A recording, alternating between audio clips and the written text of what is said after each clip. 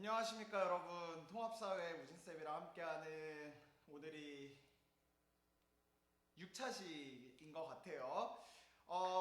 일단 굉장히 할 얘기가 많이 있습니다. 오늘은 5월 26일 수요일이고 선생님이 지금 강의 촬영하는 시각은 오전 7시 20분이에요. 굉장히 이제 여러분들이 많이 말이 안 나오는데 아무튼 그 어제자로 해서 이제 2학년 선배들도 다 학교에 왔고 그래서 지금 학교가 굉장히 북적북적 되는 와중에 선생님도 이제 우리 2학년 선배들까지 받는 과정에서 조금 이제 그 일에 열심히 하느라고 수업을 미리 못 찍어서 오늘 이제 열심히 달려왔습니다. 아무튼 만나서 반갑고요. 그 다음에 오늘이 이제 사회 원격 수업 마지막 날이니까요. 우리 돌아왔을 때 선생님하고 또 할 수 있으면 좋을 것 같아요. 자, 요 파란색 딱지 보이죠?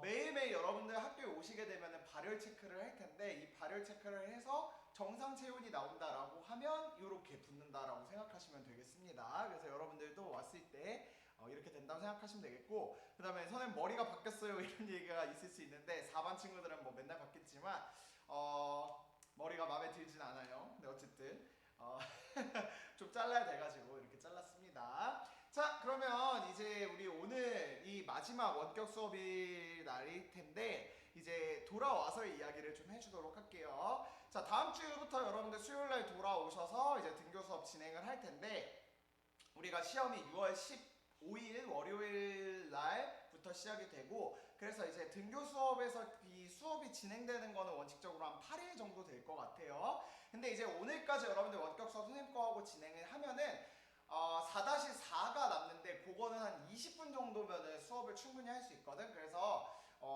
선생님이랑 중간고사 전에 한 번 만나는 반도 있을 거고 두 번 만나는 반도 있을 건데 그거와 상관없이 20분 동안에 그 진도 나가면 되고 그 다음에 앞에 거 그래도 우리 살짝 복습은 좀 해야 되잖아. 그래서 복습도 하고 그 다음에 그 정도 수업 나가고 그 다음에 여러분들 돌아오신 날 선생님이 그 여러분들 드리려고 지금 문제 프린트를 쫙 다 만들어 놨어요. 총 1쪽부터 16쪽까지. 그래서 그거 여러분들 열심히 푸시면서 요렇게 또 변형이 될 수 있구나, 또 요렇게 시험에 나올 수도 있겠구나, 이런 것들을 한번 문제 풀면서 연습하시면 좋지 않을까 생각을 합니다. 아시겠죠? 네. 아침부터 지금 목소리를 엄청 크게 내려고 마이크가 있어서 엄청 크게 내려고 노력하다 보니 지금 선생님이 정신이 하나도 없는데 일단 우리 지난 시간에 좀 중요한 거 많이 배웠잖아. 그러니까 오랜만에 좀 복습하면서 넘어갈 수 있도록 합시다. 자, 지난 시간에 우리는요 뭘 배웠냐면 헌법에 대해서 배웠어요. 그래서 헌법에서 보장하고 있는 인권인 기본권에 대해서 배웠던 기억이 날 겁니다. 자, 그랬을 때 헌법에 대한 우리 기본적인 그 정신들을 좀 보고 가야 될 것 같은데 헌법은 현재 대한민국에서 채택하고 있는 헌법은 몇 호 헌법? 그렇지, 10호 헌법이다 라고 이야기를 했고 총 9번 개헌했다 라고 이야기를 했었어요. 그 다음에 헌법의 가장 궁극적인 목적은 국민의 기본권 보장이고 그 다음에 이 상위법 우선의 원칙이라서 이 헌법, 법률, 명령, 조례규칙 중에 이 헌법이 보장하고 있는 것이 기본권 보장에 대한 정신이니까 그 밑에 법은 당연히 따라가야 된다라는 이야기 했었던 거 기억날 겁니다. 자, 그 다음에 헌법 내용 자체는 총 10장 130조로 구성이 되어 있는데 그 중에 1장은 전문, 총강 이런 거 빼고 2장이 기본권을 담고 있다고 했고 3장부터 그 나머지가 국가 권력의 기관에 관한 내용들을 담고 있다라고 이야기를 했었어. 근데 오늘 이제 배우게 될 건데 그 3장 이후부터 이 국가기관에 관한 것들도 결국에는 국민의 기본권 보장 때문에 그런 것들을 두고 있다라는 걸 여러분들이 확인해 보시면 될 것 같아요. 자, 그럼 이제 본격적으로 기본권의 가장 밑바탕이 되는 거 헌법 제10조라고 했었습니다.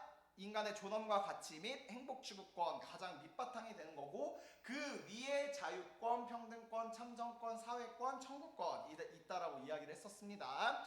지난 시간 과제를 선생님이 열심히 읽어봤는데 여러분들이 낙태 그리고 군 가산점 제도에 대해서 굉장히 잘 써줬어요. 그래서 내가 그 글들을 우리 1학년 거 쭉 내가 보면서 느낀 거 올해 양성고 1학년 친구들 빨리 보고 싶다라는 생각이 좀 간절하게 들더라고. 왜냐면 굉장히 논리적으로 잘 써준 친구들도 꽤 많았고 그리고 조심스럽 없다는 의견을 제시해줬던 친구들도 있기는 있었어요. 근데 확실하게 내가 얘기하고 싶은 거는 뭐 자기의 의사를 표명하고 표명하지 않는 거는 개인의 자유긴 한데 선생님은 그렇게 생각해. 우리는 이 대한민국에서 어쨌든 지성인으로 살아갈 거 아니야. 그랬을 때 그러한 논쟁이나 논점에 대해서 어떠한 자기만의 확고한 스탠스라고 하지, 그런 주장을 좀 갖고 있는 것이 좋지 않을까라는 생각을 좀 해봤고요.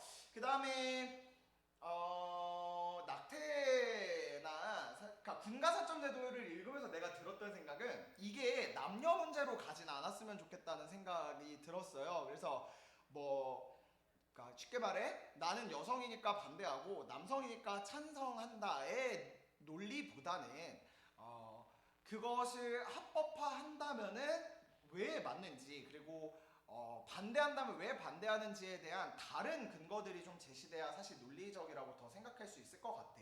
근데 선생님 생각에는 그러니까 현재 지금 군 가산점 제도는 없는데 이 군 가산점이라는 것은 이제 공무원 시험이나 아니면 어떤 회사를 들어가는 데 있어서 가산점 플러스를 준다. 그 사람의 점수에 비해서 플러스를 준다는 거고, 이게 지금은 헌법에서 이 평등권, 그러니까 뭐라고 하지? 차별의 소지가 있다고 해서 지금 현재는 위헌이긴 한데, 선생님은 내가 군대를 갔다 온 입장이기도 해서 그런 것도 있겠지만 나는 반대하는 입장이에요. 이건 그냥 선생님 의견이야. 근데 왜 그러냐면 군대를 다녀왔다는 이유만으로 가산점을 주기에는, 선생님이 군대에서 이제 봤잖아. 군 생활하는 친구들은 저 친구는 같은 군 생활을 하고 있는데 저렇게 뺀질뺀질대고 그다음에 저렇게 열심히 노력하지 않는데 제가 나랑 동등하게 가산점을 군대를 갔다 왔다는 이유만으로 받는다고? 라고 생각을 하니까 오히려 내가 그게 더 싫은 거야. 무슨 말인지 알지? 그래서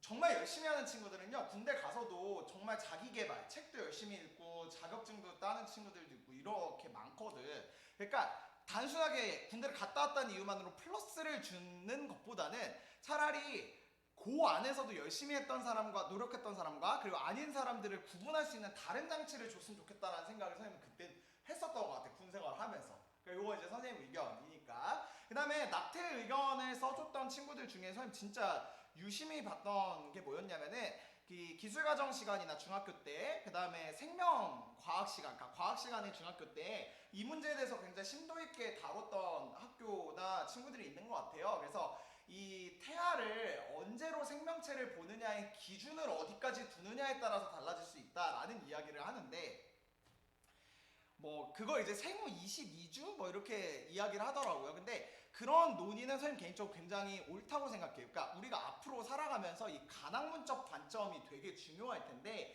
이거는 단순하게 사회과학적인 논리만 가지고는 해결할 수가 없잖아. 그러니까 그런 타학년에서의 접근 그리고 근거를 끌고 오는 거는 선생님 개인적으로 굉장히 옳다라고 생각을 합니다. 그래서 그렇게 써준 친구들 굉장히 잘했고, 그 다음에 한 가지씩만, 선생님은 낙태에 대해서는 뭐 정확하게 내 의견을 말하기보다는 이런 건 좀 생각을 해봤으면 좋겠어. 낙태를 찬성하는 친구들은 이것 때문에 선생님은 무분별한 어떠한 책임 없는 성적인 관계나 이런 것들에 대해서는 당연히 제재를 가해야 되고 그런 거에 대한 확실한 책임 소재나 여부는 있어야 된다고 생각을 해. 그 다음에 낙태를 반대하는 쪽 입장에서는 원치 않는 임신에 대한 것도 한번 고려는 해봐야 되거든. 그러니까 뭐 예를 들면 나는 이제 성폭행을 당했다거나 이런 경우도 분명히 있을 수 있단 말이야. 그러니까 그런 것들에 대해서 한 번씩은 다시 한번 생각을 해봤으면 좋겠다라는 생각을 하게 되었습니다. 오늘 진도 나가기도 바쁜데 여러분들 과제 있다 보니까 너무 잘 써줘가지고 선생님이 한번 얘기했고요. 내가 지난 시간에 이거 복습한다고 여기서 이렇게 가려가지고 이렇게 너희들한테 막 얘기해줬는데, 선생님 거기서 가리는데 여기 배와 가슴에 다 보이는 거 너무 귀여웠어요, 웃겼어요, 뭐 이렇게 말한 친구도 있더라고. 그래서 오늘은 안 할 거야 그렇게. 자, 그러면 우리 지난 시간에 배웠던 이 본격적으로 배웠던 기본권 5가지, 자유권, 참정평등권, 참정권, 사회권, 청구권에 대한 복습해보도록 합시다. 자유권 정의 선생님 뭐라고 했지? 자유롭게 생활할 권리, 살아갈 권리라고 말하면 딱 초등학생용 답안이라고 했어. 뭘 받지 않고 국가 권력의 간섭을 받지 않고 자유롭게 살아갈 권리로서 6가지가 있었습니다. 우리 같이 한번 해보도록 합시다. 시작. 신체의 자유, 종교의 자유, 양심의 자유, 통신의 자유, 주거의 자유, 재산권, 행사의 자유 이런 것이 있었고 사실은 그 외에도 되게 많아요. 뭐 언론 출판 집회 결사의 자유부터 시작해서 굉장히 자유권은 더 내용이 많은데 일단 우리는 요 정도만 봤다 생각하시면 되겠습니다. 평등권은 선생님이 키워드를 같이 가져가라고 했지 뭐 차별, 그래서 내가 성별, 인종, 종교 뭐 이런 걸로 부당하게 차별받지 않을 권리라고 이야기를 했습니다. 참정권, 내가 국가 권력의 행사, 다시 국가 권력 참여할 수 있는 권리인데 그 방법이 세 가지가 있다고 했어. 내가 직접 뽑는 거, 선거권, 그 다음에 정책이나 법률에다가 내 표를 던지는 거, 투표권 중에서도 국민 투표권, 그 다음에 내가 선거에 출마할 수 있는 권리, 공무담임권. 근데 공무담임권은 내가 그 선거에 출마하는 피선거권도 되지만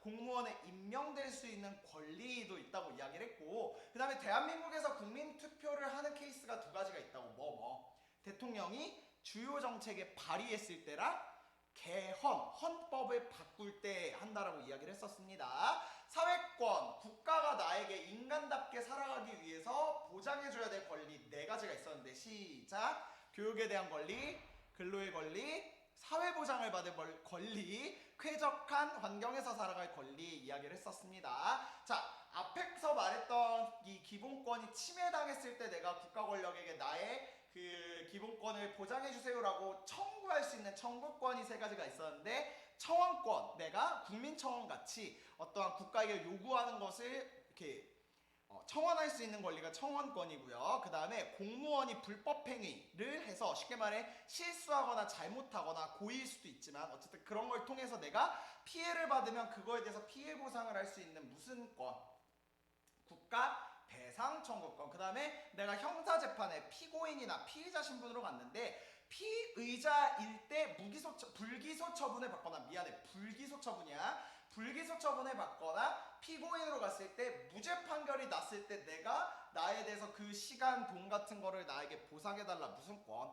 형사 보상 청구권 이런 것들이 있다는 거 여러분들 알고 계시면 되겠고, 자, 이 기본권들을 이제 특징을 선생님이 조금 정리를 해주려고 합니다. 그래서 이 부분부터 우리 하고 넘어갈 수 있도록 하자고요. 자, 인간의 존엄과 가치 및 행복추구권 헌법 제10조 조항인데 포괄적 권리이자 전제 조건이다라고 되어 있어요. 포괄적이다라는 말. 선생님 그때 그려줬잖아. 이 헌법 10조 위에 자평참사청 이렇게 있다고 했었으니까 가장 기본이 되는 권리다 생각하시면 되겠고, 전제 조건이다. 이 기본권들이 서져 있는 것에 가장 그 전제가 되는 권리다 생각하시면 되겠습니다. 자, 기본권 중에 비교적 소극적이고 방어적인 권리, 그리고 적극적 권리 이렇게 구분하는 게 나올 수도 있는데요. 소극적이고 방어적인 건 자유권, 평등권 쪽이고요. 적극적 권리는 사회권이다라고 이야기를 했었습니다. 이거 어디서 많이 봤던 것 같은데? 맞아, 우리 인권신장의 역사할 때 자유권, 평등권이 제일 먼저 나왔잖아. 그때는 제발 국가가 나한테 간섭하지 않았으면 좋겠다. 소극적인 거고, 그 다음에 이제 시간이 지나갈수록 20세기에 들어서 우리 독일의 바이마르헌법에서 사회권이 제일 먼저 보장됐다고 이야기를 했었잖아. 기본권 중에 비교적 적극적인 권리, 이제는 국가가 좀 나서서 나에게 좀 뭘 좀 해달라 요구할 수 있는 것이 바로 적극적인 거겠죠. 그래서 소극적 방어적인 것이랑 적극적인 거의 차이가 이렇게 된다는 거 알고 계시면 되겠고, 그 다음에 청구권은 다른 기본권이 침해되었을 때 국가의 요구가 가능한 권리로서 기본권 보장을 적극적으로 실현할 수 있는 수단적 권리다라는 말도 여러분들이 좀 알고 계시면 좋겠어. 그러니까 청구권도 기본권으로서 헌법에 보장은 돼 있는데 나머지 기본권을 보장하기 위한 일종의 수단으로서 들어가 있다. 이렇게 여러분들이 알고 계시면 되겠습니다. 자, 이런 거는 여러분들이 좀 적어 놓으시고요. 그 일시정지 해놓고, 자, 그 다음으로 넘어가시면, 자, 또 이런 것도 살펴봐야 돼. 역사적으로 자유권, 평등권, 참정권, 사회권 순으로 발전했다. 요거 이미 우리 다 배웠습니다. 17세기 네, 17세기, 18세기, 19세기, 20세기 순으로 발전했다는 거 여러분들 기억날 거야. 자, 그 다음에 자유권, 평등권은 자연법상 권리고, 참정권, 사회권, 청구권은 실정법상 권리다라고 이야기를 하고 있는데요. 이게 선생님도 지난주 거를 내가 다시 봤는데 강의 영상을 다시 보니까 이 PPT 화면에 이 물로 지우면은 이게 좀 안 보이긴 하더라고. 근데 여러분들 한번 잘 봐봐. 우리 기본권 5가지 중에 자유권 평등권은 자연법상 권리고 이 참사청은 실정법상 권리다라고 돼 있는데, 자연법이라는 건 뭐냐면 우리 시민혁명이 일어나게 된 배경 배웠었던 거 기억나죠? 뭐가 있었지? 왜 17세기에 시민혁명이 일어났을까 했을 때 사상적 측면하고 이 생각, 사상적 측면하고 역사적 측면으로 나눴었어. 사상적 측면에서는 왜 우리 그런 얘기 했었잖아. 천부인권 사상, 그 다음에 사회계약설, 계몽사상 같은 것들이 있었고, 그 다음에 이 사회적 측면에서는 왜 상공업자, 부르주아가 생겨나게 되면서 부를 축적했다라는 이야기 했었잖아요. 그때 생겨난 권리야. 그때 천부인권이라는 얘기가 처음으로 이제 등장을 하게 됐는데, 실정법이라는 말을, 자연법이란 말은 우리 법이라고 하면은 기본적으로 이렇게 법전이란 게 있어서 쭉 법조항이 있잖아. 근데 이런 법전이 없더라도 기본적으로 인간이라면은 태어나기 이전부터, 다시 말해 천부라는 뜻에서 이 법, 실정법 이전부터 있었다라는 뜻의 자연법이에요. 무슨 말인지 알겠지? 그러니까 그냥 인간으로서 갖고 태어난 권리다. 그러니까 자유권 평등권만큼은 실정법에서 보장하고 있지 않더라도 우리는 지켜줘야 된다라는 뜻의 자연법이다라는 거고, 참정사를 청구 같은 경우에는 사실 잘 생각해보면은 국가가 전제가 돼야 돼. 국가 권력 기관에 참여하는 거고, 국가가 나한테 해주는 거고, 국가야 내 인권이 기본권이 침해당했으니까 나에게 좀 고쳐줘라고 이야기를 하는 거니까 결국에는 국가가 전제되어야 되고 국가가 있어야지 이 법이 있는 거잖아. 그러니까 이 법 전에 들어와 있는 권리라는 뜻의 실정법상 권리라고 생각하시면 되겠습니다. 얘네들 구분법을 좀 여러분들이 잘 알고 계세요. 자, 그 다음에 기본권 모두 헌법이나 법률에 의해 제한될 수 있다. 뭔 얘기냐?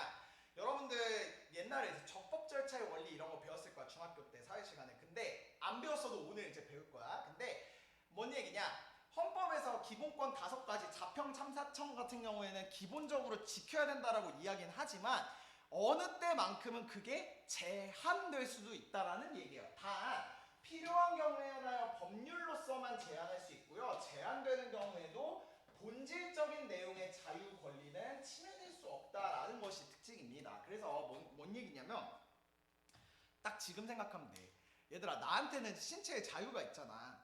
그러니까 나는 사실 마스크를 요즘으로 생각해보자. 마스크 안 쓰고 막 돌아다녀도 돼. 막 돌아다녀도 되는데 그럼 어느 상황이야?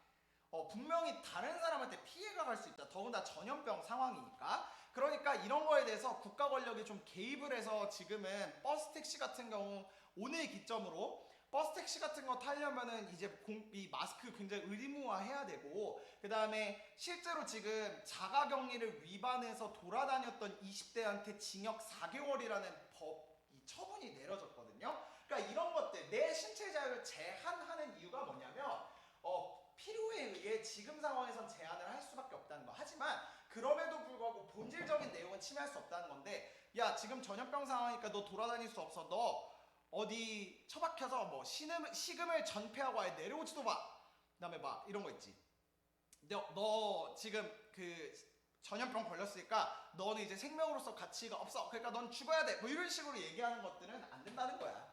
뭔 얘기인지 알겠죠? 좀 이해가 되시겠지? 그래서 이 자평참사청 기본권 모두 헌법이나 법률에 의해 제한받을 수도 있지만 그거는 필요한 경우에 한해서만이고요. 제한되는 경우에도 자유와 권리의 본질적인 내용을 침해할 수 없다라는 것까지 여러분들이 알고 계시면 기본권 5가지를 잘 배웠다 생각하시면 되겠습니다. 자, 오늘은요 교과서 이제 105쪽으로 넘어가셔서 이제 다른 것들에 대해서 배우려고 합니다. 뭐냐면 헌법을 제도적인 다른 장치, 다시 말해 지금까지는 헌법의 2장 내용을 배웠다고 생각하면 돼. 기본권이 어떻게 보장되는지에 대해서 이제 구체적으로 봤다면, 이제는 그 뒤에 국가 권력을 어떻게 설명하고 있는지가 곧 어떻게 우리의 인권 보장에 그 앞서질 수 있는지에 대한 이야기들을 보면 되겠습니다. 그래서 오늘 배울 거는 인권 보장을 위한 헌법상의 제도적 장치. 다시 말해 아직 우리는 헌법 계속 배우고 있고요. 지금까지는 2장 내용을 배웠다면 그 뒤의 내용 3장부터 이 국가 권력 기관에 대해서 헌법이 어떻게 쓰고 있는지를 하나하나 살펴볼 거고, 그게 우리 인권 보장에 어떻게 도움되는지에 대한 내용들을 살펴보겠다라고 생각하시면 되겠습니다. 화면에 찍고 있는 중이긴 하지만 선생님이 조금 화면을 오른쪽으로 이동을 하겠습니다. 됐습니다. 자, 그러면 오늘 배울 건 총 6가지고요. 이제 하나하나 살펴보도록 하자고요. 첫 번째는 권력 분립 제도입니다. 교과서 105쪽 보시고, 자, 우리 105쪽에 밑줄 쳐가면서 보도록 합시다. 우리 헌법은 밑줄 자유민주주의의 헌법적 가치를 실현하고 국민의 인권을 실질적으로 보장하기 위해 다음과 같은 제도적 장치를 두고 있다. 밑줄 쳐주시면 되겠습니다. 이거는 직접적으로 기본권을 보장하는 건 아닌데 국가 권력의 그 행사를 이렇게 써 놓음으로써 그 이상으로 나한테 침범하지 않도록, 그리고 내 본질적인 기본권을 침해받지 않도록 이렇게 한다는 얘기지. 그래서 권력 분립 제도에 대한 형광펜 쳐주시고요. 밑줄 국가 권력을 나누어 각각 다른 기관에 분담시켜 상호 견제와 균형을 하는 것이다. 에다 밑줄을 쳐놓으시면 되겠습니다. 자, 우리나라는 여러분들 잘 알겠지만요, 권력이 나누어져 있어요. 그래서 이 권력을 왜 나누고 있냐라고 봤을 때 어느 한쪽의 권력 남용을 막을 수 있어서 국민의 인권을 더욱더 잘 보장하기 위해서라고 되어 있습니다. 그 밑에 보시면 우리나라의 삼권 분립이라고 나오는데 105쪽 가보자. 우리나라는 입법권은 국회, 행정권은 정부에, 사법권은 법원에 속하도록 하는 삼권 분립주의를 헌법에 규정하고 있는데 밑줄 삼권 분립은 어느 한 기관의 권력이 집중되는 것을 방지하여 국민의 기본권을 보장하기 위한 것이다. 에다가 밑줄을 쳐주시면 되겠습니다. 자, 그러면 여러분들의 상식을 한번 테스트해 보도록 할게요. 삼권 분립. 그랬을 때 이 삼권 분립이 어떻게 나타나는지를 보자면 여러분들이 이렇게 배웠을걸? 선생님, 입법이랑요, 행정이랑요, 사법이 나누어져 있어요 라고 이야기를 하게 될 거란 말이야. 맞아, 맞는 말이야. 자, 그랬을 때 여기서 하나 퀴즈. 우리나라 입법부, 행정부, 사법부를 담당하는 기관은 어디에 있을까요? 기관, 이름. 이 밑에서 나와 있는데 입법부를 담당하는 역할을 국회가 하고요. 그 다음에 행정을 담당하는 걸 정부가 하고요. 그 다음에 이 사법의 역할을 하는 것이 법원이다라고 생각하시면 돼요. 그래서 국회가 입법을 담당하고 정부가 행정을 담당하고 법원이 사법을 담당한다라고 이야기를 하고요. 여러분들 중에 혹시 상식적으로 이런 거 아는 친구 있을지 모르겠어. 선생님, 우리나라는 삼권 분립인데 어떤 나라는 이권 분립을 채택하고 있대요 라고 들었을 수도 있거든요. 맞아요. 이것도 실제 있는 사례로서 이권 분립 같은 경우에 입법 행정이 동시에 붙어 있고 사법이 떨어져 있는, 그러니까 얘가 붙어 있고 얘가 떨어져 있는 존재도 있기는 해요. 근데 일단 우리나라는 삼권 분립이니까 이렇게 쓸 거고요. 자, 그 다음에 교과서 표현대로 여러분들이 뭐라고 거기다가 4글자로 정리할 거냐면은 이 입법기관에서 하는 것은 법률을 제정하는 거다, 만든다라는 소린 거지. 그 다음에 정부에서 하는 역할은 정책을 집행한다. 어떠한 법이 정해졌으면 그 법이 잘 돌아갈 수 있도록 실질적으로 담당하는 부서다라는 거고요. 그 다음에 법원, 사법에서 하는 거는 법률, 여기서 만들었으면 그 법을 적용시킨다라고 생각하시면 되겠어요.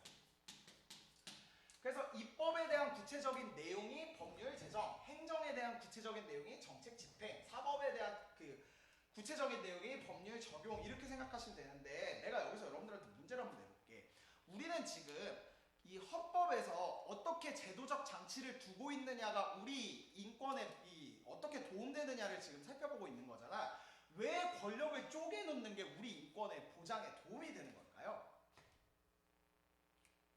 자, 만약에 선생님이 내가 우리나라의 입법, 행정, 사법을 다 갖고 있다고 생각을 해보자. 그러면 그럴 수 있어. 내가 이렇게 지나가다가 내가 어깨빵으로 탕 당했단 말이야. 근데 이 어깨빵 당한 애가 나한테 이제 막 해코지를 하려고 했어. 막 진짜 거의 내가 목숨을 잃을 뻔했단 말이야. 근데 내가 걔 막 신상 조사를 해봤더니, 아니 가상의 이야기야. 걔가 조사해봤더니 걔가 2004년생인 거야. 그래서 내가, 자, 지금부터 2004년생에 태어난 사람은 모두 죽는다라는 걸 법으로 만들었다고 해봐. 근데 내가 행정과 사법도 다 갖고 있어. 그러면 이 사형을 집행할 수 있는 이 집행 틀을 내가 다 만들어버릴 수도 있고, 그 다음에 실제로 법률 적용, 이 2004년생을 다 죽일 수도 있는 그런 경우가 될 수 있다는 이야기예요. 내가 지금 설명하는 게 굉장히 극단적이긴 하지만 지금 얘기한 대로 상권이 한 사람, 한 기관에 몰려있으면 이런 식으로 견제와 균형 없으면 이게 무작정 이상한 방향으로 흘러갈 수 있다는 이야기야. 그렇기 때문에 권력을 쪼개놔서 한쪽이 잘못하고 있으면 다른 쪽에서 그걸 뭐라고 해? 태클, 브레이크를 걸 수 있도록 하는 그러한 시스템이 바로 상권 분립이다라는 이야기예요. 뭔 얘기인지 알겠지? 그러면 우리나라의 상권 분립은 어떻게 작용하고 있는지를 한번 구체적으로 좀 보도록 합시다. 이거 교과서에 있는 건데요. 내가 갖고 와봤어. 자, 입법부, 행정부, 사법부가 있습니다. 그랬을 때 서로 이제부터 우리는 어떻게 견제하고 균형을 가지는지를 한번 보자고요. 자, 행정부가 입법부를 견제하는 수단은 법률안 거부권이래. 이게 뭔 소리냐? 입법부가 법을 만들었어. 근데 그게 이제 행정부로 딱 넘어왔는데 행정부에서 봤더니 이거는 실질적으로 지금 실시하면 안 될 것 같아. 그래서 이 행정부의 수장이 대통령인데요. 이 대통령이 이 법률에 대해서 우리는 실시하지 않겠다라고 거부하는 거야. 그러면 이 법률은 다시 돌아가면서 이 무용지물이 되면서 다시 국회로 돌아가거든. 그런 걸 이게 법률안 거부권이다라고 이야기를 한다는 거고요. 법률이라는 것이 결국엔 국회에서 만드는 거니까 이런 시스템이라고 보면 되겠지. 자, 지지난 대통령 같은 경우에는 법률안 거부권이 실시됐던 사례가 한 번 있었어요. 뭐냐면 이 택시에 관련된 법이었는데 우버라는 것을, 그러니까 어디서나 이 전화를 해가지고 콜택시는 아닌데 자기들끼리 이렇게 뭐라고 하지?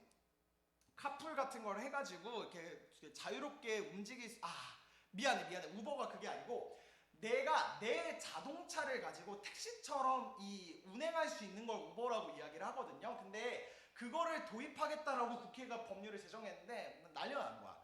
이 택시 운전하시는 분들이 본인의 생계가 걸려 있으니까 그렇게 하면 택시업계 망한다 해서 막 시위를 하면서 대통령한테 이게 넘어왔을 때 이거 아닌 것 같아요 하면서 다시 돌려보냈던 일이 있었어요. 그런 경우가 이제 대표적인 역사적 사례 법률안 거부권이다 생각하시면 되겠고요. 자, 그 다음에 입법부가 행정부를 견제하는 수단은 국정감사권과 탄핵소추권입니다. 탄핵소추권은 선생님이 얘기 안 할게. 우리 다 알지?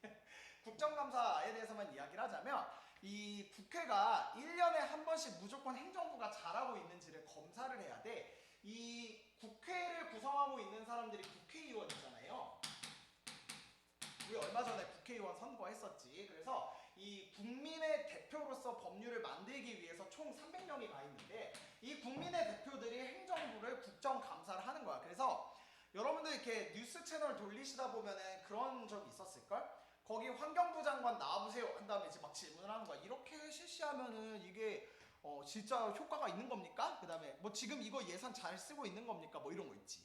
그런 것들이 이 입법부가 행정부를 견제하면서 잘하고 있는지 감시하는 국정감사권이다 라고 생각하시면 되겠어요. 그래서 입법부랑 행정부는 이런 식으로 서로 견제하고 있다 알고 계시면 되겠고, 자, 그 다음에 이제 행정부랑 사법부가 서로 어떻게 견제하는지 보도록 합시다. 이 행정부는 사법부를 이 대법원장 임명권과 사면권으로 이제 견제를 하는데 이거를 이해하기 위해서 여러분들이 이걸 좀 알아야 됩니다. 자, 우리나라가 상권 분립을 하고 있다며. 그러면 이게 판서가 안 보이겠구나. 오른쪽으로 가서 우리나라의 상권 분립으로서 국회, 정부, 법원이 있는데 지난 시간에 내가 그 얘기 해줬잖아. 대한민국의 선거는 총 3개가 있다고. 대통령을 뽑는 대선, 그 다음에 국회의원을 뽑는 총선, 그 다음에 지방자치단체 그 사람들을 뽑는 지선, 이렇게 대선, 총선, 지선 이렇게 있다고 했었잖아. 잘 생각해봐 얘들아. 정부는요, 정부의 수장이 대통령이야. 이 대통령은 알다시피 국민이 직선으로 뽑습니다. 그 다음에 국회에서 제일 대빵인 사람은 국회의장이거든. 국회의원들 중에서 장의 역할을 한다는 뜻의 국회의장이야. 뒤집어서 얘기하면 국회의장도 국회의원 중 한 명이거든. 근데 이 국회의장은 어떻게 선발하냐면 그 여당 있지. 그러니까 국회 전체를 구성하고 있는 당 중에 제1당, 제일 의석을 많이 차지하고 있는 당 중에 제일 국회의원을 오래 한 사람을 호선한다고 표현하는데 이게 뭐냐면 그러니까 저 사람이 됐으면 좋겠다 이렇게 이제 몰아준다라고 생각하면 돼. 쉽게 얘기하면. 그래서 이 국회의장도 어쨌든 국회의원으로서 선거에 뽑힌 사람이다라는 건데 법원의 가장 수장이 얘들아 누구냐면 대법원장이거든. 왜 법원에서도 그 급이 있잖아요. 지방법원, 고등법원, 대법원 이렇게 있잖아. 근데 이 대법원의 가장 그 부장판사, 대법원장 아니지. 판사긴 판사인데 이제 경력이 오래돼가지고 이제 대법원장에 자리에 앉은 거지. 근데 이 대법원장은 그러면 누가 뽑아요?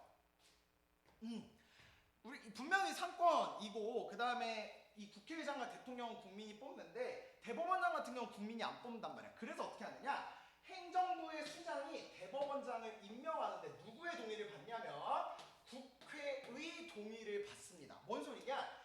대통령이 대법원장을 임명을 할 건데 국회가 이 사람에 대해서 승인을 해줘야지 자리에 앉힐 수 있다라는 이야기야. 이해가 되겠지? 그래서 대법원장과 임명하고 대법원장 임명에 대한 동의를 하는 것이 결국 사법부의 수장을 앉히는데 행정부랑 입법부가 관여를 한다라는 의미이기 때문에 일종의 견제와 균형이 될 수 있다는 거죠. 이해가 되시겠죠? 자, 그다음 사면권.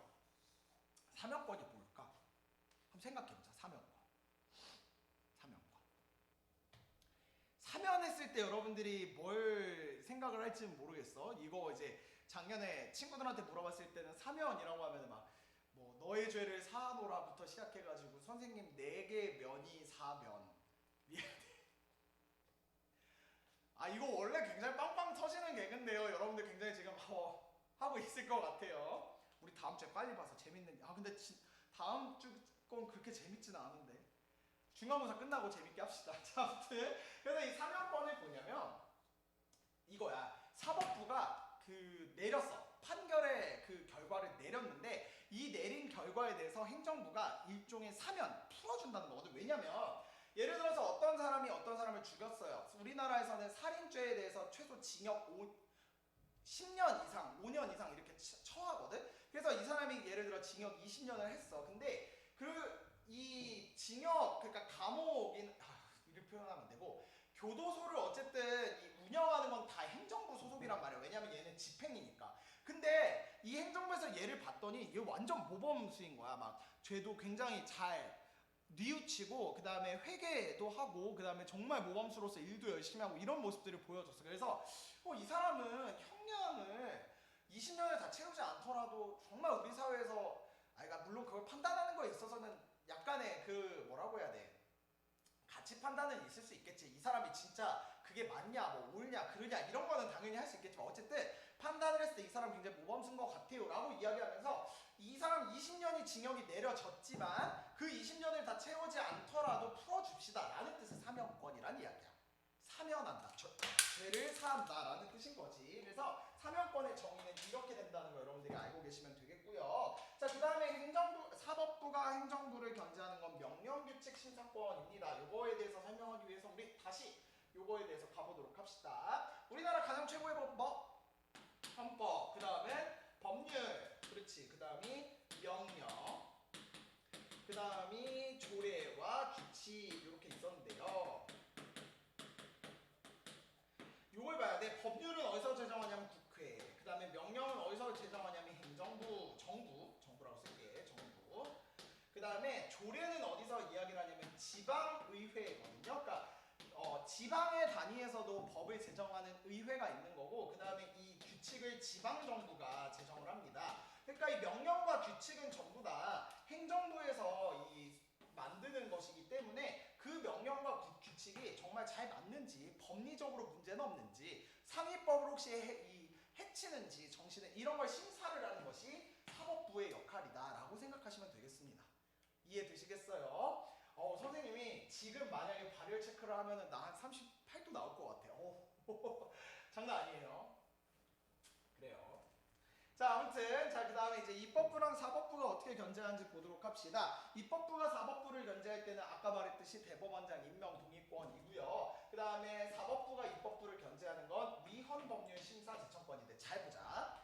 법률은 누가 만든다고? 국회가 만들어. 그 법률이 위헌, 상위법인 헌법에 위배가 되는지 심사할 수 있도록 요청하는 권리가 사법부한테 있다는 겁니다. 그러면 사법부가 이거를 제청을 해서 이게 누구한테 가냐면 헌법재판소에 가거든. 그래서 여러분들 헌법재판소 중학교 때 그 역할 5가지 외웠을 거야. 위헌법률, 핵심판, 제도, 뭐 헌법 소원 제도, 뭐 정당 해산 심판, 뭐 이런 거 막 외웠을 텐데 그거야. 그러니까 사법부가 이 입법부가 만든 법률을 검사했더니 헌법의 정신에 위배됩니다. 그럼 이거에 대해서 심사할 수 있도록 요구할 수 있는 권리가 사법부한테 있다라고 생각하시면 되겠다는 겁니다. 아시겠죠? 자, 그럼 이제 우리나라가 어떻게 서로가 서로를 견제하는지까지 우리는 살펴봤으니까 복습을 하기 위해서 다음 페이지로 넘겨놓고 한번 해보도록 하자고요. 입법부가 행정부 어떻게 견제합니까? 국정감사권, 탄핵소추권, 행정부가 입법부, 법률안 거부권, 그 다음에 행정부가 사법부 어떻게 견제하지? 대법원장 임명권하고 사면권입니다. 사법부가 행정부, 명령, 규칙, 심사권, 입법부가 사법부, 대법원장 임명, 동의권, 사법부가 입법부, 위헌, 법률, 심사, 제청권이었습니다. 반대로 내가 물어볼게. 위헌, 법률, 심사, 제청권 어디가 어디를? 사법부가 입법부를, 명령, 규칙, 심사권, 사법부가 행정부를, 법률안 거부권, 행정부가 입법부를, 대법원장 임명권, 행정부가 사법부를, 국정감사권, 입법부가 행정부를. 니네 막 지금 막 머리가 막 돌고 있을 거야. 잘 여러분들이 숙지하셔서 어떻게 하는지는 여러분들이 잘 그 입에 뵐 수 있도록 여러분들이 연습해 놓으시면 되겠습니다. 자, 두 번째는 민주적 선거 제도입니다. 민주적 선거 제도 106쪽 넘어가셔서 형광펜 치면서 가도록 합시다. 민주적 선거제도 형광펜. 밑줄, 국민은 선거를 통해 국가를 운영할 국민의 대표자를 선출하여 국민의 의사와 이익을 정치에 반영하도록 한다 라고 되어 있습니다. 자, 그래서 그 다음 줄에 여러분들 보시면 선거권 밑줄, 공무담임권 밑줄 쳐놓으시면 되겠고요. 선거권이란 거는 진짜 실제로 이 선거, 사람을 뽑는 데다 표를 던진다는 이야기고, 공무담임권은 내가 그거를 할 수 있도록 한다라는 뜻인 거지. 그러니까 쉽게 말해 선거에 나갈 수도 있고 선거에 참여할 수도 있는 권리가 우리나라에 있다라는 겁니다. 그러면 요 이유가 중요한데, 얘들아 왜 이 민주적 선거를 두고 있는 걸까? 자, 국민의 의사대로 대표자가 선출되어야 인권 보장이 가능하다. 너무너무 중요한 얘기인데요. 내가 중요하게 생각하는 얘기야. 평가.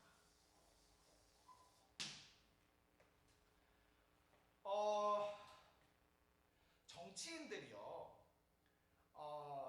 지상 최대의 목표 과제가 뭐일 것 같아? 그러니까 대의적인 차원 말고, 대의적인 차원으로서는 당연히 정치에 나가서 내가 이 한 몸 이 뜻을 받들어 국가에 충성을 다해서 이 국민들의 이 뭐라고 해, 생활에 복지에 좀 더 도움이 될 수 있도록 이 한 몸 바치겠습니다. 이건 당연히 정치인으로서 선생님이 생각할 때 기본적으로 가지고 있어야 될 자질이자 소양인데, 그거 말고 개인적으로 그런 거 아닐까 얘들아? 정치인으로서는 선거에 나가서 당선되는 게 사실은 제일의 목적이에요. 그리고 한 번 당선돼서 쭉 4년 동안 국회의원을 했어. 그러면 계속해서 사실은 그 권한, 직책을 유지하고 싶을 거 아니야. 재선, 3선 나가서도 계속 당선이 되려면. 그러면 당연히 그 기간 동안 뭐 해야 돼? 자기가 그 재임하고 있는 기간 동안에 잘한다는 소리를 들어야지 그 사람이 다시 나와서 평가를 좋게 받을 거 아니야. 대통령 같은 경우에는 단임제니까 한 번밖에 못하긴 해도 우리 정당이 계속해서 이 대통령을 배출하는 당이었으면 좋겠잖아요. 그러니까 결국에는 국민의 의사가 평가를 통해서 선거에 이게 반영이 되거든. 이 사람이 너무 못해. 근데 다시 나왔어. 그럼 이제 이 사람 안 뽑고 다른 사람 뽑을 거야. 선거가 일종의 평가의 기능을 하기 때문에 이 정치인들의 입장에서는 평가를 받을 때 좋은 성적표를 받고 싶은 거야. 우리는 정말 국영수 좋은 성적을 받고 싶은 것처럼 정치인들은 그런단 말이야. 그래가지고 그 기간 동안에 정말 열심히 노력하는 모습을 보여준다는 거죠. 이게 곧 국민의 기본권 보장에 굉장히 도움이 된다는 이야기야. 이해가 돼? 자, 그래서 요 얘기 조금 더 재밌는 얘기는 요 뒤에서 설명을 해볼게. 우리나라는 그래서 이 3대 선거는 내가 누누이 얘기해요. 대선, 총선, 지선 이렇게 있고요. 아까 부피를 떨어뜨림으로써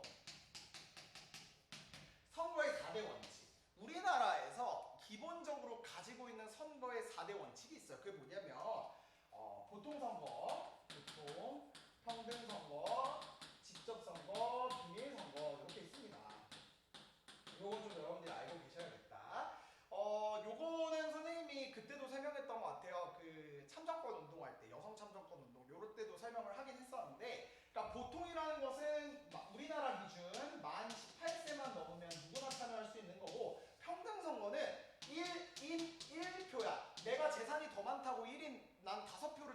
내가 더 잘생겼다고 뭐 10표를 투표한다 이런 거 아닌 거지. 그랬으면 좋겠네. 아 농담이야. 농담이야. 어제 2학년 선배들이 오랜만에 선생님을 만났더니 애들이 약간 실성을 해가지고 선생님 머리 보고 내가 내 입으로 이렇게 얘기하면 되게 부끄러운데. 선생님 박세로이 머리 닮았어요 막 이러는 거야. 죄송합니다. 여러분 죄송해요. 우리 얼굴도 대면하지 못한 상태에서 내가 지금 너무 무리수를 죄송합니다.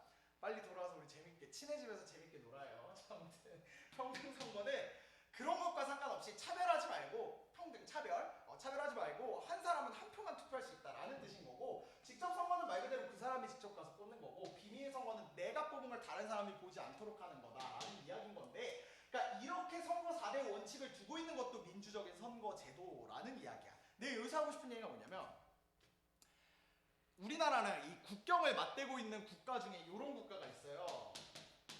잘 보이나?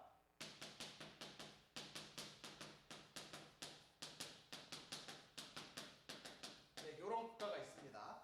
두 글자로 줄이면 북한. 나 근데 이거 누가 잡아가는 거 아니에요? 유튜브에 막 올렸는데. 여러분들 돌아오시면 다 강에 내릴 거예요. 어쨌든 이 조선민주주의 인민공화국에서 너희들 그런 생각 한번 해본 적 있지 않아? 거기는 너네가 다 알다시피 절대 권력의 한 사람으로부터 이 국가가 다 움직여지잖아. 그러니까 이 국민의 권력이 보장이 안 되고 그런 나라가 민주주의? 물음표의 의사를 가져본 적이 있지 않아요? 이거에 대해서 설명을 해주자면 이 나라는 선거 제도가 있어. 여기서 일단 뜨악하는 사람이 있을 거야. 선생님 그 나라에 선거 제도가 있다고? 네. 지금 그 나라의 국방 최고위원장이 나 선생님 장님이라고 안 했다. 장이라고 했다. 장이 선거로 뽑힌 사람이에요. 근데 중요한 거는 이게 없고 이게 없습니다. 그러니까 직접 선거가 아니라 이 노동당에 있는 사람들만 선거에 참여할 수 있고요. 그것도 이 기표소 이런 거 없이 이렇게 요 앞에서 이 투표함이 있어. 요 앞에서 이렇게 보고 있는 거고 후보도 한 사람밖에 없어. 그러니까 이제 어떻게 하는 거야? 투표용지에 딱 이렇게 하나만 이렇게 이제 투표할 수 있도록 하는 거지. 그러니까 선거를 하고 있기는 있는데 이게 실질적인 의미의 민주주의는 아닌 거죠. 요거 이해가 되지? 그래서 그러면 너네 이런 상황에서는 찬성률이 총 몇 프로 나올 것 같아? 그러니까 100%가 나오면 국제적으로 욕먹거든요. 아우 저 인권 탄압 국가, 뭐 민주적이지 못한 국가 뭐 이렇게 이제 욕먹을 수 있기 때문에 찬성률을 일부러 조금 내린다. 96%, 97%. 그리고 나머지도 반대표가 아니라 기권이나 무효표. 무슨 느낌인지 알겠지? 아니 그리고 생각을 해봐. 찬성 반대에서 반대가 아니라 기권이나 무효는 또 뉘앙스가 약간 다르거든? 그러니까 실질적인 의미로서 이 후보자가 하나밖에 없는 상황에서 진행되는 선거이기 때문에 민주적이라는 의미에서 좀 벗어나 있다라고 생각하시면 되겠어요. 그러니까 우리나라는 그 누구나 선거에 참여할 수 있고 누구나 선거에 나갈 수 있는 선거권 공분함임권과 4대 선거 원칙을 두고 있다는 것이 우리나라의 굉장히 민주적인 선거로서 여러 사람이 뽑힐 수 있기도 하고 그리고 그 사람이 대표자로 선출돼서 그러니까 국민의 의사를 반영한 사람이 대표자로 선출된다는 것과 그 사람이 매번 평가를 받을 수 있다는 점에서 우리의 인권 보장에 도움이 된다는 이야기인 거죠. 이해가 되시겠지? 그래서 민주적 선거제도가 이렇게 있다는 거 알고 계시면 되겠습니다. 선생님 오늘 약간 불안한 게 이 6대의 원칙을 다 오늘 내에 못 끝낼 수도 있을 것 같아요. 한번 계속 넘어가 보도록 합시다. 세 번째 복수정당제입니다. 복수정당제. 자 밑줄 교과서 복수정당제 형광펜 치시고 밑줄 여러 정당이 자유롭게 활동할 수 있어야 의견의 다양성, 정권의 평화적 교체 가능성이 보장된다라고 생각하시면 되겠습니다. 자 여러분들 영어 시간을 잘 배웠겠지? 복수라는 것은 단수 복수할 때 그 복수, 그러니까 여러 개의 정당이 있다는 거고 우리나라는 여러 정당이 자유롭게 그치 일단 다시 여러 정당이 자유롭게 활동할 수 있어야지 의견의 다양성이 반영이 되고요 정권의 평화적 교체 가능성이 보장된다라는 겁니다. 그러니까 복수정당제는 이 의미가 교과서에 나와 있지는 않은데 2개 이상의 정당을 인정한다라는 이야기고 이 복수정당을 두고 있을 때 좋은 점이 이렇게 된다는 거야. 의견이 다양하게 반영될 수 있고 정치에 그 다음에 정권이 평화적으로 교체가 가능하다라는 이야기예요. 그래서 우리나라는 사실은 이 본인이 설립이 가능하거든요. 그래서 이번에 여러분들 국회의원 선거 때 출마했던 정당이 몇 개인지 알아? 한 20 몇 개 돼요. 그러니까 정당 투표를 딱 하러 들어가면 정당 투표용지가 이따만해. 뭐 뒤에 가보시면 뭐 여러 정말 정당이 있거든. 그러니까 선생님도 바보진당 이렇게 만들어서 내가 나갈 수 있는 거야. 물론 표는 못 얻겠죠. 근데 어쨌든 그렇게 나갈 수도 있긴 있거든. 그랬을 때 그러니까 국민의 의견이 다양하게 반영된다는 것은 당연히 국민의 기본권 보장이 되는데 이 정권의 평화적 교체 요거에 대해서 선생님이 좀 설명을 하려고 합니다. 외국에서 우리나라 대한민국을 봤을 때 언제부터 실제적으로 이 나라는 정말 진짜 민주주의가 딱 내렸다라는 것을 언제의 기점으로 잡고 있는지 알아요? 이거 물어보면은 진짜 연도 다양하게 나오는데 선생님 1960년도요. 4.19 혁명이 성공했잖아요. 그 다음에 뭐 1987년이요. 이때부터 대통령 직선제가 뭐 됐잖아요. 선생님 2017년이요. 이렇게 대답하는 게 있어요. 뒤에 거는 뭐 이렇게 안 할게. 근데 외국 정치학자들이 우리나라를 언제 민주주의가 딱 확고하게 자리 잡았냐라고 이야기하냐면 1997년으로 잡아요. 물론 이제 대다수의 의견이라기보다 어떤 학자가 주장했던 의견인데 왜 그런지 한번 얘기를 해줄게. 그 전까지 우리나라는요 한 당에서만 쭉 집권을 했었어. 그러니까 물론 정당의 이름은 대한민국의 정치 역사상 굉장히 많이 바뀌기 때문에 뭐 정당 이름으로 따질 게 아니라 그 계열, 비슷한 계열의 정당이 계속해서 이제 집권을 하다가 이때 처음으로 넘어갔습니다. 그러고서 10년 동안 하고 이게 이쪽으로 넘어왔고 그 다음에 다시 9년을 하고 나서 지금 이렇게 넘어온 상황이야. 그러니까 요 기점이 1997년이고 요게 2007년이고 요게 2017년이란 말이야. 그러니까 이게 왔다 갔다가 이제 되게 된 거야. 이 정당끼리의 토스가. 근데 얘들아 이 민주주의가 정확하게 뿌리 내리지 않는 국가에서는요 이렇게 다른 정당이 정권을 잡게 되면은 진짜로 반란 뭐 이런 거 되게 일어날 수 있거든. 부정선거부터 시작해서 하여튼 온갖 것들이 많이 일어날 수 있는데 우리는 이 사람들의 의견이 정당을 여러 개를 놓고 이 정당을 투표했을 때 다른 정당에서 제1당이 되거나 혹은 대통령이 나와도 오케이 인정을 해주겠다라는 이야기. 다시 말해 평화적인 교체가 일어난다라는 이야기가 우리나라는 이미 입증과 증명이 된 거잖아. 그치? 그러니까 이제 우리나라를 어느 정도 이제 대한민국은 민주주의가 좀 자리 잡았구나라는 것을 이제 요구가 될 수, 요구라기보다도 선생님 갑자기 말이 꼬여요. 확실하게 좀 인정받았다라고 생각하시면 되겠습니다. 자, 네 번째는요 기본권 구제제도고요. 이 기본권은 일단 교과서 밑줄 기본권 구제제도 형광펜 밑줄 인권을 침해받은 국민은 사안에 따라 법원의 재판이나 헌법재판소의 헌법소원심판 등을 통해 권리를 구제받을 수 있다. 에다 밑줄을 쳐주시고요. 그래서 우리나라 같은 경우에는 이 기본권을 침해받았을 때 다시 말해 자평, 참사, 자유권, 평등권, 참정권, 사회권이 종이 치죠. 여러분들 돌아오시면 이렇게 종이 칠 거야. 1교시가 시작한다는 겁니다. 지금 선배들 자유권, 평등권, 참정권, 사회권 같은 것들이 침해받았을 때 그것들에 대해서 구제할 수 있도록 이렇게 갈 수 있다는 겁니다. 번호로 좀 매겨주세요. 법원, 헌법재판소, 국가인권위원회, 국민권익위원회 이렇게 해주시고요. 자, 그래서 이 그러니까 법원은 여러분들이 알 겁니다. 우리나라는 3심제를 채택하고 있고요. 그 다음에 헌법재판소는 말 그대로 헌법을 수호하기 위한 독립적인 사법기관이라는 거라서 그게 있고, 그 다음에 국가인권위원회, 국민권익위원회가 있는데 국가인권위원회는 국가기관 중에서 인권만을 전담하는 그러니까 기구 이렇게 생각하시면 되겠고, 국민권익위원회는 직접적으로 인권에 대해서 이야기를 하는 건 아닌데 이 민원을 처리해 주거나 행정제도를 개선하면서 국민들에게 이익이 될 수 있도록 하는 기구다. 이렇게 생각하시면 여러분들이 이해하시기 쉬울 것 같아요. 그래서 우리나라는 이렇게 기본권 구제제도를 두고 있다라는 거고, 특별히 국가인권위원회에서 내가 요거는 좀 물어볼게. 인권의 보호와 향상에 관한 모든 사항을 다루는 종합적인 인권전담 기구인데 이 국가인권회는 입법, 행정, 사법 중에 어디에 속할까요? 정답은 아무데도 속해 있지 않습니다가 정답입니다. 만약에 이게 행정부 밑으로 가 있어 봐. 근데 내가 행정부 때문에 내 권리가 침해받았어.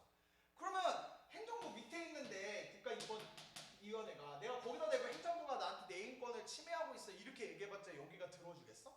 아니지. 그래서 이 국가인권위원회는 입법, 행정, 사법과는 떨어져 있는 독립적인 기관이다 이렇게 생각하시면 되겠습니다. 오케이? 괜찮아요? 자, 그리고 헌법재판소의 헌법소원심판에 대해서까지만 오늘 봐야 될 것 같아요. 네, 그래서 헌법소원심판까지만 보고 우리 마무리를 짓도록 합시다. 자, 헌법소원심판은요, 헌법상 보장된 국민의 기본권을 국가기관이 부당하게 침해하였는지를 심판하는 것이다. 그랬을 때 거기 여러분들 사례 한번 쭉 문으로 읽어봐봐. 구치소에.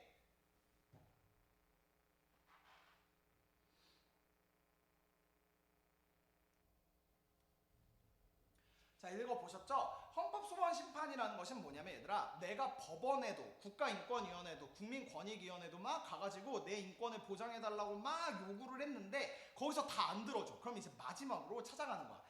내가 지금 헌법에서 보장된 내 기본권이 침해당했으니 이 헌법재판소가 나에게 판결을 해주세요 하고 최후로 이제 가거든? 그랬을 때 지금 이 상황 봐봐.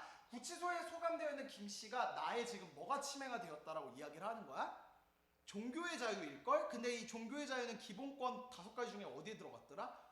자유권에 들어가지. 그러니까 나는 지금 자유권에 침해받고 있으니 이거를 고쳐주세요 하고 헌법재판소에 이렇게 헌법소원을 개인이 넣는 거야. 그러면 이거에 대해서 왼쪽 사례에서 김 씨는 구치소의 종교 집회에 참석 제한 조치로 종교의 자유를 침해받자 소원 심판을 청구하여 위헌 결정을 받아내면서 기본권을 구제받았다. 이런 식으로 헌법재판소에 본인이 직접 가서 소원을 넣까 내가 지금 침해받고 있다라고 이야기를 하는 것이 헌법소원 심판이다라는 이야기예요.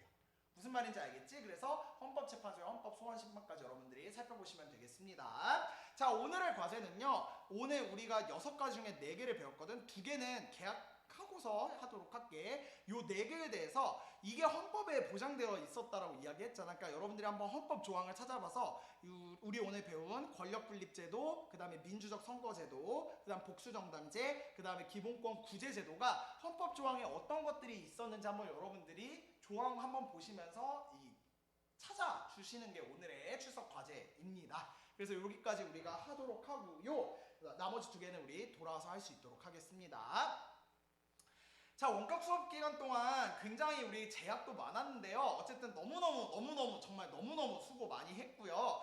사실 선생님하고 더 재밌게도 많이 할 수도 있고 하지만 우리가 일주일에 1시간밖에 못 만나가지고 그게 개인적으로 굉장히 아쉽기는 합니다. 그래도 우리 돌아왔을 때 또 재밌게 즐겁게 수업 시간에 만날 수 있도록 하고요. 오늘 과제까지 여러분들 성실히 해서 원격 수업 사회 잘 마무리할 수 있도록 하도록 하겠습니다. 자, 그럼 우리 등교개학 때 만날 수 있도록